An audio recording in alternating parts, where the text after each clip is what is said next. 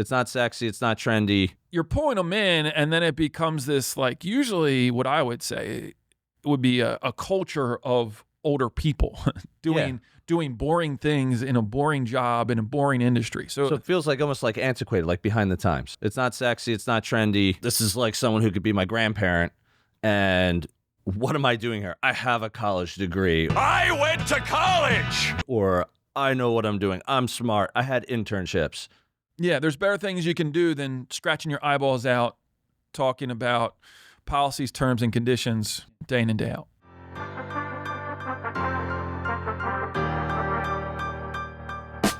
Welcome to the podcast dedicated to real estate, insurance, and building your business. Join us as we take you along our own business building journeys with additional wisdom from our network of local and national experts. Welcome to Bricks and Risk. This episode is brought to you by Property Management Redefined. PMR is not just managing properties, they're creating partnerships that build long-term success for property owners.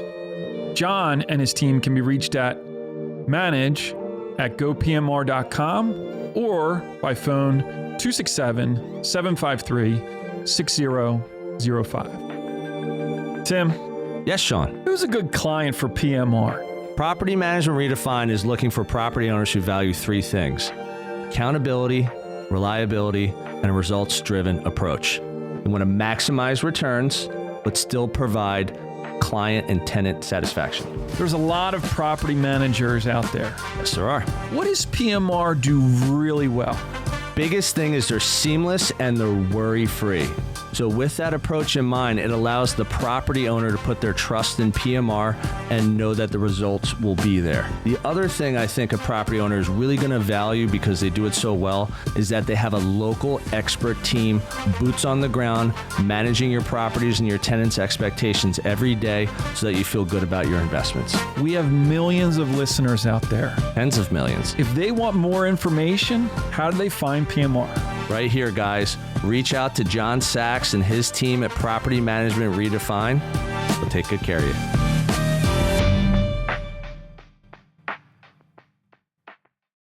Hey, everyone. Welcome to an episode of Bricks and Risk.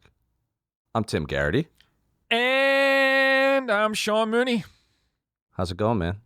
Good morning. Good. Good afternoon. What do you think of my new specs?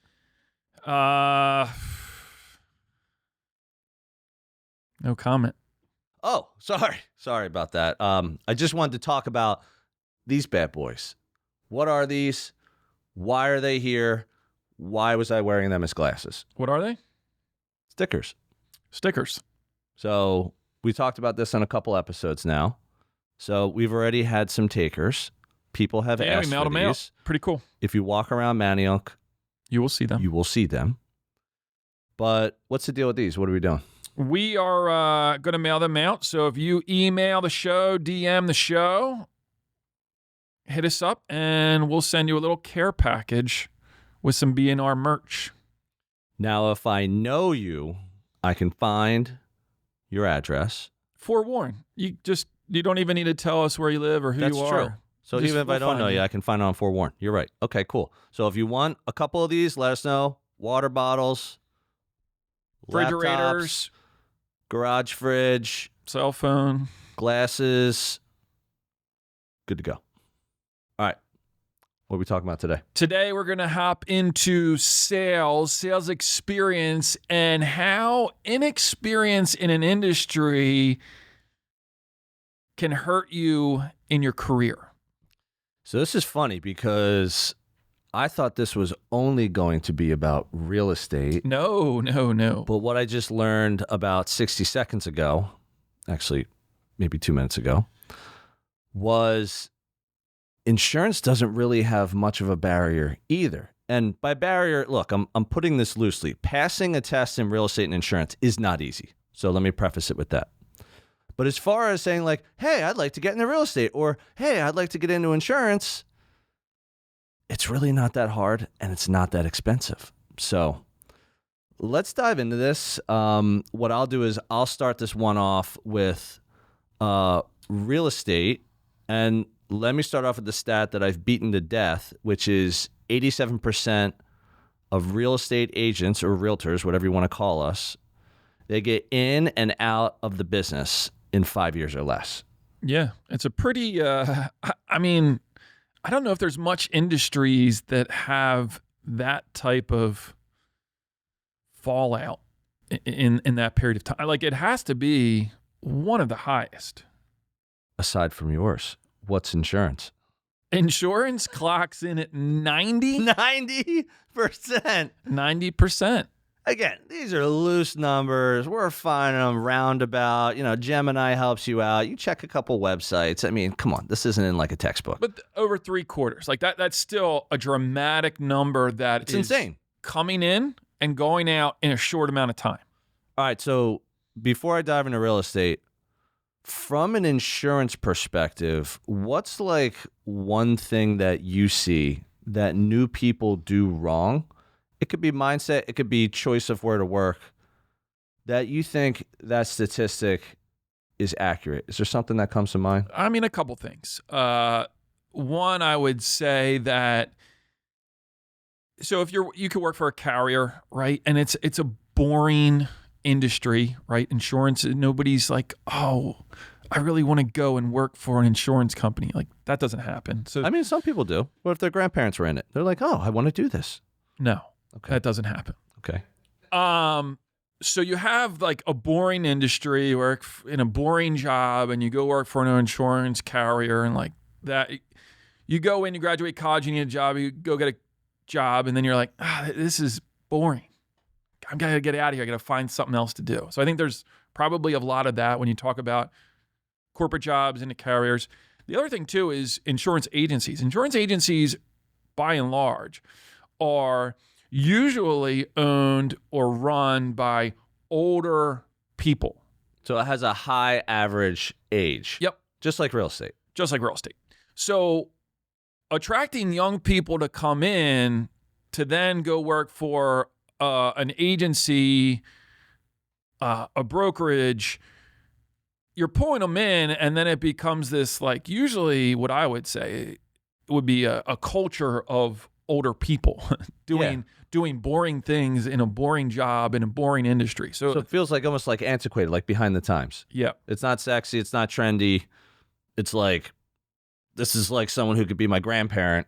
And what am I doing here? I have a college degree, or I know what I'm doing. I'm smart. I had internships. Yeah, there's better things you can do than scratching your eyeballs out talking about policies, terms, and conditions, day in and day out. All right, so here's another good question for you, too. What made you get into it? Like, I don't even know if we've ever even talked about this on Bricks and Risk. Like, so you're thinking back. Why didn't I go the path of, oh, man, I scratched my eyeballs out. This is boring. I don't want to do it. You were a super senior, LaSalle University, English major. Yeah, I think that's because some credits didn't, like, transfer over or something. Probably. All right, so you get out of college. Yeah. What were you thinking? I needed a job. You need a job? Yep. Found a job. Why insurance? I didn't pick it, It's like, Did you go to the newspaper? Like, hey, Katie, what do you think of this? I did really bad in some early interviews with some, like, corporate jobs. Okay. So it didn't click there. And I was like, oh, man, now I need to find a job. So friend of a friend of a friend of a friend, hey, this person's looking, kind of scenario. Okay. It's like, all right, cool. I was living in East Falls at the time. Yeah. The job was in Conchie. Shout out to Gus. Yeah. Gus's crib. Skyline views. Whew. Railroad track views. Yeah. That was great. So it kind of like fit, not too far. It was a job, 9 to 5, get in, figuring I'll work there until I figure it out, and then I'll find what I'm going to do. This will get me some kind of Pay the rent. Weekly, monthly income. Yep. I can pay the rent. I can live my life. I can go to the Crescent Inn. I can drink Murphy's at the time. I can drink Yingling cans. Yeah. Like, seriously, like, so you kind of like got into it on accident. You weren't getting anywhere with your interviews, and someone said, hey, I know someone who's looking for young people or business people or just good people. Yep. And that's what got you in. Yep. Okay. All right. How about you? All right. So let's first talk about real estate in general. So like, just like the question you answered, honestly, here's the. It wasn't like this when I first got in. When I first got into real estate, there really wasn't much of this HGTV, $1 million listing, owning No. Manhattan, social media vibe of real The estate. glamour of real estate. Real estate is cool. Yeah. Actually, to be quite honest with you, when I first got in, real estate, based on what I heard and even what I believe, was like a little grimy, little slimy, like. We'll talk about your background too, because it wasn't like you got into real estate right away, right? So you had background prior to real estate. Yeah. So you could see real estate from afar. Yeah, real estate was kind of my step 2. So like you Whereas had insurance was your step 1. Yeah, and you had some perspective on looking at real estate. So obviously at the time before you got into real estate, there was something that you connected with real estate that took you there. What was that? Yeah, so just like you got into insurance, friend of a friend, my dad was a street loan officer for over 40 years. Shout out to John Garrity. John G. Mentor. Favorite song? What was the song that we... Oh, Motown Philly, top 3, all-time party song. Wasn't it Marky Mark? Oh, yeah, sorry, Good Vibrations too. Yeah. Those are 2 of the top 3. Oh, I'm going to... I have it on the radio. I took a picture the other day. We'll close out with it. I was driving and then it was it popped up on the radio. I was like, and I took a picture. It's Johnny G. It's great.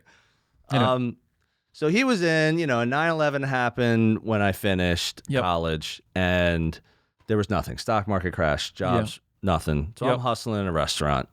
I'm working at a restaurant at South Jersey Shore. Shout out to Ocean City. And Pete Madden is running for mayor of Ocean City. Is he really? Yo, vote for Pete. Vote for Pete. I love that. He's a realtor, actually. Yes. Berkshire down there. Yeah. Well, actually, and his dad was an insurance agent. I think the current, actually, I don't know who the current mayor is. I think it's one of the Gillians, but anyway, I don't want to get too local, too homerish here. So I'm working at this restaurant and I'm hustling, making decent money, living on my own. I live in Manayunk. I live in an apartment with buddies. And, I remember that summer, my dad's like, all right, well, the summer's about to end. You're going to have to go find another job back in Philly after summer ends. Was your dad like my dad when he's like, you can come back and live here for 1 year? And on like day 364, he's like, all right, kid, hit the bricks. My parents didn't do that, but they said, day 1, you're paying us rent. Oh. So it forced me out. Good. Yeah. I'll never forget that because I remember, you're working in restaurants, you're making all this cash. I got like all this cash in like my top drawer type of thing. And I would just peel off whatever I owed them every month, which I can't remember, maybe a couple $100 a month, and said, here's the rent. Here's the rent. I think I did that for six months. And I was like, I'm going to go rent over here. Was it Ocean City rent or Abington rent? Like, what was it? This was Abington rent. And then when I went to the shore, I kept doing it. But they didn't adjust accordingly because you were at the shore. Correct. They didn't upcharge me because the Jersey Shore crib was nicer. Yeah. So anyway, my dad's a loan officer and says, you should look into Chase. It's JP Morgan Chase. They're looking for young LOs. And I said, okay, well, what is that? I don't even know what you do. So then he was just kind of telling me a little bit about it. He had some rate sheets. He had stuff written down. I talked to this person. I talked to that person. They're buying a house for this. I need to give them a mortgage for that. So he's kind of like giving me a very, broad view of how his business works. And I was interested enough. And he was like, look, there's marketing involved. You're a marketing major. You got to go out and sell your stuff. You got to meet agents. You got to help clients. So I went in, took the job. Again, 100% commission. So, what do they have to lose? And I went in and did really well with it. I was very fortunate, I will say. In my first year, I came in right when the refi boom was happening in like 2002. Yeah. So it had already been going on for a little bit, but I came in and there was just like lots of people, old school, suburban mortgage office. Everyone's pushing paper. There's processors. There's in-house underwriting. There's closers, the manager, all the loan officers, and a pen. So like real old school. And I killed it my first year. Just because I was a grinder. I worked very hard. I was good at customer service, good on the phone. And I was very interested in learning, so I was constantly like asking questions of like my dad. So I had him, I had my branch manager, I had other LOs, there was a couple guys that were a few years older than me, so learning from them. And I understood it like right away and just like ran after it. So did that for like 2 years. Then I got a job with Pulte Homes in their mortgage department, Pulte Mortgage. And that was through a realtor relationship. Shout out to Dan Caparo, Tina Caparo. Thank you for the opportunity. Thanks, guys. And I did that very successfully for 6 years. I was a young manager. I was 24. And then I got laid off. The financial meltdown happened, the great financial crisis, as people call it. And when I lost my job, I was in this spot where I was 30 and I said, I don't want to lose a job again. So what are my options to potentially control my destiny, my career a little bit better, rather than just go work for another builder or another mortgage company or another corporation? So that was the draw for you? Like you had in your mind, I don't want to go through this again. I don't want to do that again. And I think the big reason for that is like I busted my ass for that company. I was a rising star. They encouraged me to go back and get my master's. They were paying for it. Like I was hitting everything that you could hit in this job. Like I was doing very, very well. And when I lost it, that is really what made me realize no matter how well I do in this job, I can lose it. So then I'd say the foundational mindset I had was I want to be able to work that hard, put in that amount of skill, talent, my customer service skills, my mortgage skills, everything I've learned for the last 8+ years. And I want to go parlay that into something where it's mine. No one's going to be able to take that away. And that's also the reason why I decided to be a solo agent. Because I wanted to learn, but two, I also just wanted to like build it myself and knew it was going to take years. But, Maria had an average job and we had just enough to get by. And I was like, look, if we have just enough to get by now, and I close a couple the first year and I close a couple the second year, which is what I did, we'll be fine. We'll be all right. And then the sky's the limit from there. So as it relates to when we talk about barrier of entry. Yep.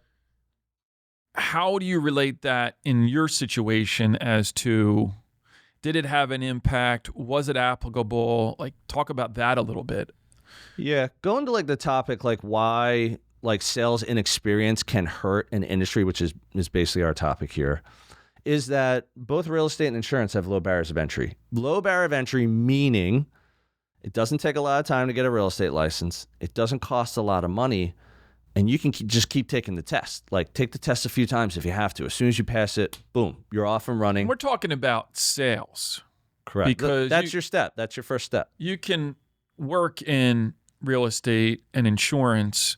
It's just the application of being a sales agent. Yeah, like you could go work for a property management company and be an admin. Right. Or be an office manager and not really have anything to do with the license itself. It's the transaction. But it's like if you want to be in sales, real estate sales, you have to start with, I believe it's 75 hours of continuing education. You can take the pre-test work or not. You pass the test. And then once you pass the test, you apply with the state of Pennsylvania, which is where we're at. And boom, you pick a broker and you're off to the races. And there's brokers everywhere. They're like, oh, we'd love to meet you. We'd love to take you out to lunch. We think you're going to be great. Oh, we need team members. We're hiring. There's just all this noise. And I really didn't understand any of it because I didn't really have a mentor. I didn't have anyone guiding me. Hey, everyone. This is Tim, your favorite Bricks and Risk co-host. But don't tell Sean. I hope you're enjoying this episode, and I'll get right back to it in a moment. Our audience grows through word of mouth. So if you would please take a moment of your time and give us a review on the platform you're on, that would be fantastic. Please also help spread the B&R word by sharing your favorite episode with a friend. We greatly appreciate your time and trust. Now, back to the show. Do you need a broker?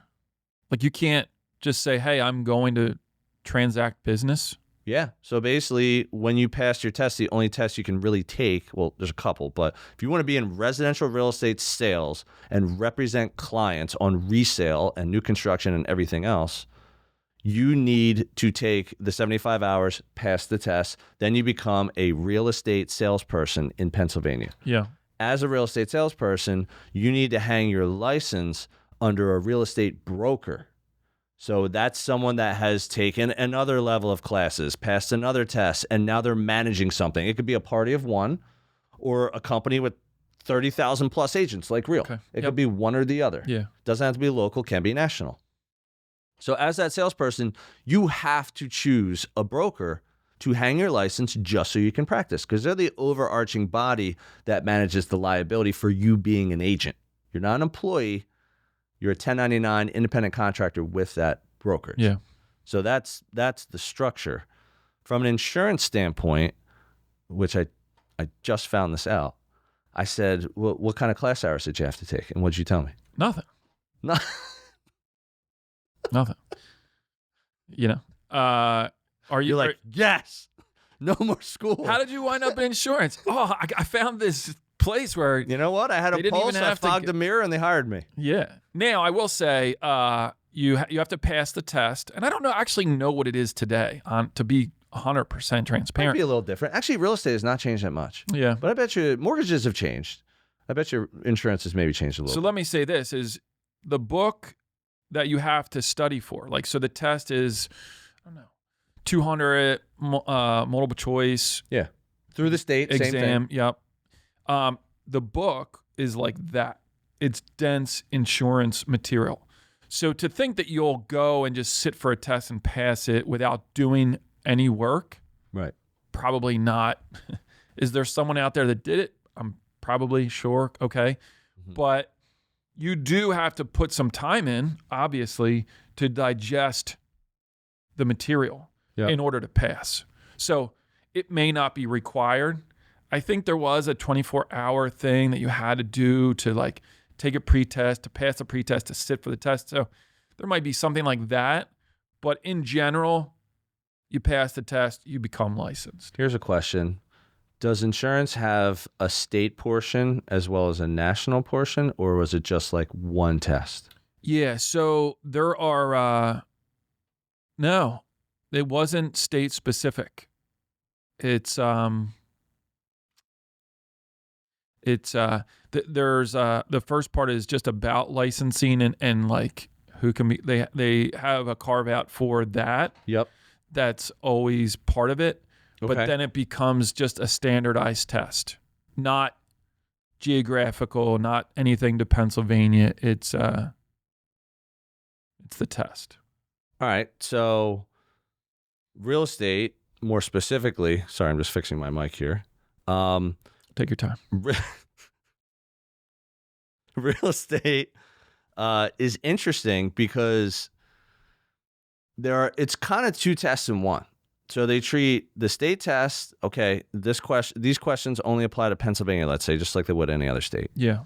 And this portion applies to real estate nationally, the overarching, like how residential real estate works Right. in the U.S. So because of that, you actually get two grades, two scores. Oh. So you could pass the national and you could fail the state and vice versa and have to go back for just one of them. Oh. Or you could pass both. I passed both first time. Way to go. How about that? I'm not even a test taker. Did you fog the mirror on the way out, or was I did. They're like, do me a favor, get blow on this. I went, and they're like, one more time.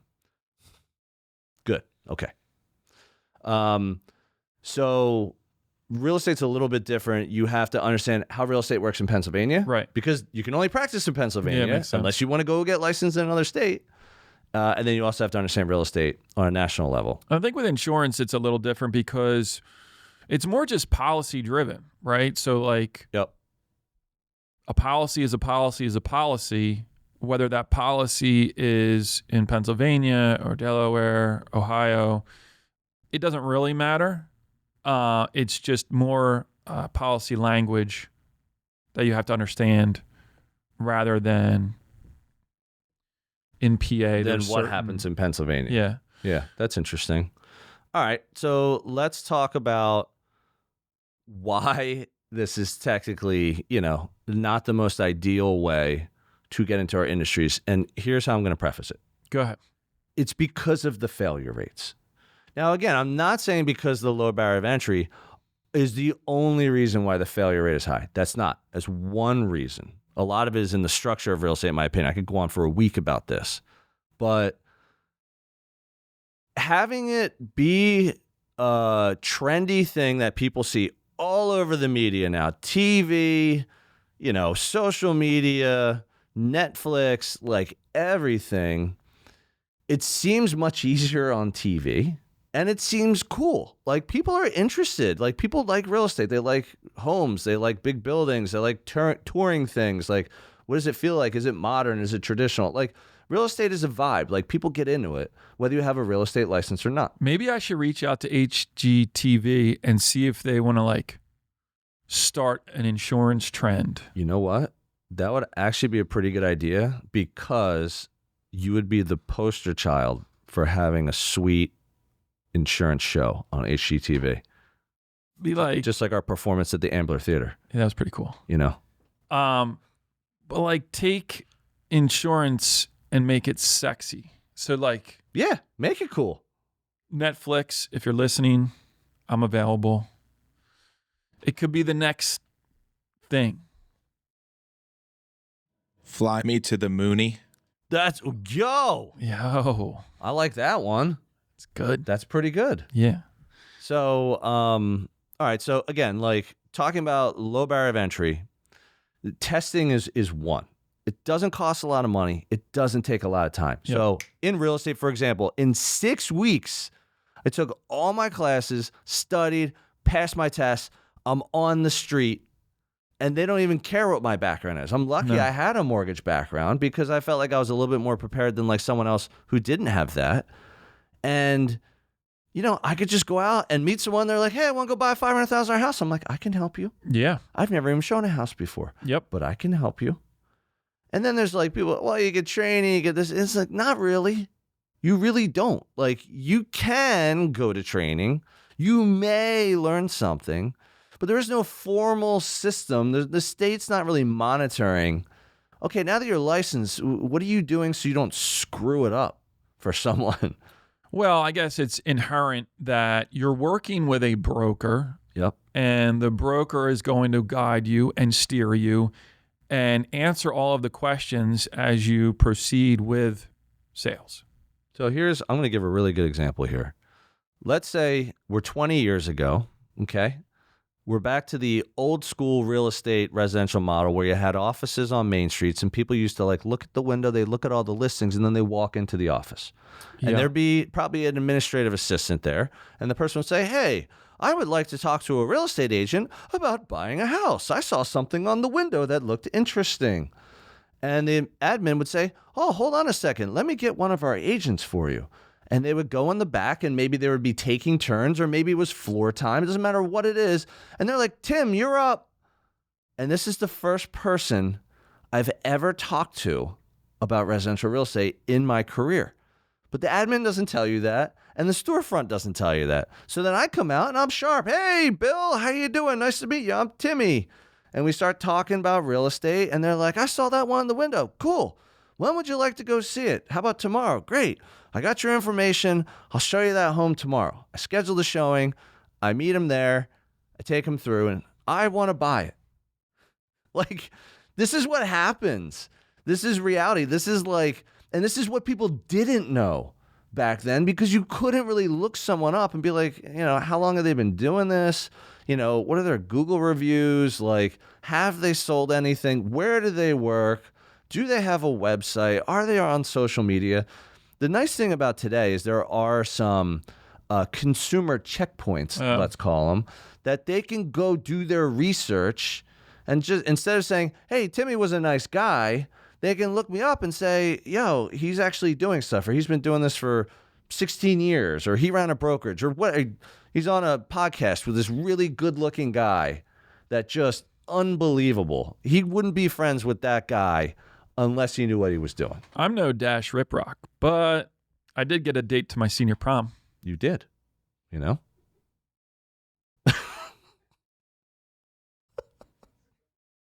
All right, let's talk about it from an insurance standpoint. That's a Dave Nunes ism. Nice.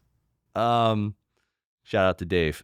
And let's talk about insurance. Okay, so you passed the test. Yeah. What did you do? Like, what was your next step? Did you have to go hook up with someone who ran an office? Was it more like a apprentice license or like a salesperson or a trainee? So kind of the same thing where you get the license, but you got to hook up with someone, right? You have to. It's not like Sean Mooney Insurance, right? There has to be a product that you sell. You have to get registered. That they have to approve you to become a licensed agent to sell them. So there is some background checks that get done. Fingerprints? No, you had to fingerprint with the state to get the license. Okay. So that's all done. But in a similar way, you had to elect to work with a carrier or a broker or an agent that you then, Like a superior. Someone's got to watch over you. Yep. Now, again, all right, so you hook up. What was the first place you worked at? State Farm. So you work at State Farm. Yeah. And when you go in, depending on the office, they have their way of like either training or providing leads or, just how often you should be in the office. But the same way is like, I'm a licensed agent. I can go in that office and I can start to write insurance policies day one. Right, exactly. Yeah. So it's kind of like, okay, well, what am I doing? No idea. And then you're also at the mercy of like the political system of the office, because every office had one back then, still has them today, where it's like their seniority. Oh, this person writes a lot of business, so we know it's going to be a sure thing when we give him or her a lead. And, again, like whoever's running the lead system at the office has to be a little careful about giving it to Shawnee Boy and saying, hey, Sean, this is your second day. How'd you like to talk to, Mrs. Smith about her $300,000 house in Ambler? Yeah. How about that? Yeah. And that's where it starts. Yeah, there's some inner politics, obviously, when that happens. Fortunately for me, it was a smaller office, and there was an office admin person. Then there was me. Then there was the agent. So it was more or less, Sean, you're going to be, someone calls in, someone stops by. It's like, all you. Yeah. You're floor time. Yeah. You're handling the floor. And I got the office old school thing. Right on Butler with the big window. So yeah. There's no hiding. It's like. Right. You're right there. Right there. So you basically get thrown to the wolves. Yeah. Now, again, also, it's like when you're in like corporate America, because I did that for, a little bit less than a decade. They have a much more robust onboarding system. Like there's traveling, there's like this big corporation that's constantly training you on things, giving you marketing materials. Now, it's not to say you don't get that at State Farm or even the independent brokers where I started out first, which is Brown McKinney. Shout out to Rudy Brown. It's just different because, when you're in corporate America, even though I was a full commission loan officer, it was just more structured. It's this big overarching company that as much as I wasn't an employee, I was an employee. And they're looking at it as like, look, we don't want this employee to mess with our brand, our company. Whereas like if you get your license through the state, whether it's insurance or real estate, they're just like, look, like our job is to get you the license. Now that you have your license, like you go figure out who you want to work with, why you want to work with them. Will you be successful? Will you not? Are you going to be honest and ethical? Are you not? Like there's a whole lot of what ifs. Yeah. And then on top of that, both of our jobs, we didn't make any money in the beginning, which I actually find to be probably the number one reason why people get in and out in 5 years or less. Probably you get to that 5-year mark, it goes down. Because if you've been doing it for 3-4 years, you kind of have a sense on what you make. But I think 5 years is a barrier. There's a big wall right there because if you're not anywhere near what you want to make in real estate, by the time you get to 5 years, you're probably just going to throw in the towel. Say, I gave it enough time. Well, two things. I don't know. Could the flame out rate be higher after 1 or 2 years? I think it is. Right. But but that number is what? Instead of 87, it's 93. Like, Yeah, I don't know the exact number, so I don't want to be quoted, but in general, most of those people get out in year 1 and 2. okay. And I think it's a point in 5 years, if you're younger, your friends are starting to like step up. Yeah. They're starting to graduate. Oh, I got this new job. Oh, I moved over here. Oh, I got this promotion. So not only is it you're stagnant in your position as to, oh man, I can't get this to work. I can't make any headway. I can't get where I thought I was going to get to. And now I'm watching all my friends climb the corporate ladder to get the new position and the promotion and bought a new house. Things start to click and you start to wonder, is this really for me? Is there something else better out there for me where I can earn more money, where I can work in a situation or a job where I can get promoted, So I think after 5 years, it's like, man, this isn't for me. Yeah, a lot of comparison culture. That's the way, social media doesn't help. And I think people, especially today, they see what they see on TV or on social media or YouTube or wherever, and they're just like, that's what I want to do. Yeah. I want to be like Ryan Serhant, crushing real estate in Manhattan. I want to be a broker. I want to do those $1 million deals. Yeah, I want to do my own Look at how much commission AI platform. I want an office, in Manhattan. Like, again, it's awesome to dream big. I want everyone in this world to dream big. But I think because it's shiny object syndrome and you see so much out there and you just think you can, even like, let's go to the example of like one of your friends or family members gets into real estate and they go out and you see them closing deals. Yeah. And you're like, I think I can close deals. I'm smarter than him or her. I'm better than him or her. I'll work harder. I'm a better marketer. I, have more friends. I have a bigger family, whatever it is. And then you're just going to be like, let me go do that. And you don't really think about or research what that decision entails. You just jump right in head first, which I like people jumping into things. But when you're jumping into a 1099, 100% commission job, whether it's you or you and 5 people, it doesn't matter. You have to be careful about the decisions you make, where you work, how you're going to do it. Do you have enough money? Is this the right time? Like, how long does it take to really start doing well? Like, do you have to spend money to make money? Like, all these questions. And the state, unfortunately, does not tell you that. Neither does national. I will say that if you are a person that becomes enamored with this like lifestyle or real estate, if you really pay attention to the shows that are out there, a lot of times they don't show you the backstory as to like how much time this person put into this, or yes, they got this deal, but they've been working this deal for 5 years. Yeah.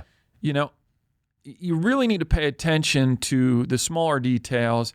And if you watch the Serhant show, his whole life is real estate. Shout out to Ryan Serhant. So don't just look at it as the end result of the sale and the commission. Pay attention to the time that all of these professionals are putting in to get to that place at the end where the deal is done. Yep, absolutely. Any words of wisdom you want to give to people out there, knowing that, hey, sales and experience can hurt an industry like yours and mine? Anything you want to say, like a tidbit, advice? Yeah, nugget. It's tough, right? I think you have to allow yourself the proper runway. Don't go in to a real estate position or an insurance, really any sales position. It's not, I think, yes, they are applicable for our 2 industries, obviously, probably to a larger extent. With ours, the margins are so small, you need to allow yourself that runway to get going, to build your sphere, to really allow your business to snowball into something. Mm-hmm. And so it's going to be 3 years before you actually start to click and things start to happen for you. So your advice would be like, be prepared to be broke for 3 years. Yeah, I mean, or broke enough?